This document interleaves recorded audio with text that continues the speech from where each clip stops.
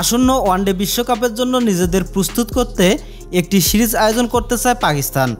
বিশ্বকাপের আগ মুহূর্তে বাংলাদেশকে নিয়ে দ্বিপাক্ষিক কিংবা আরও একটি দেশসহ ত্রিদেশীয় সিরিজ আয়োজন করার পরিকল্পনা করছে পাকিস্তান ক্রিকেট বোর্ড পিসিবি। পাকিস্তানের একাধিক গণমাধ্যমের খবরে বলা হয়েছে, বাংলাদেশ ছাড়াও অস্ট্রেলিয়া, নিউজিল্যান্ড ও সাউথ আফ্রিকার সঙ্গে যোগাযোগ করেছে পিসিবি।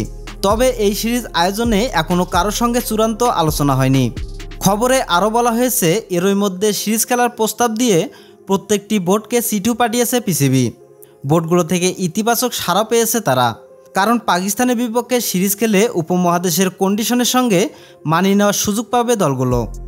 এদিকে এশিয়া কাপ নিয়ে বেশ কয়েকদিন ধরে শঙ্কার খবর শোনা গেলেও এবার কিছুটা স্বস্তি মিলেছে।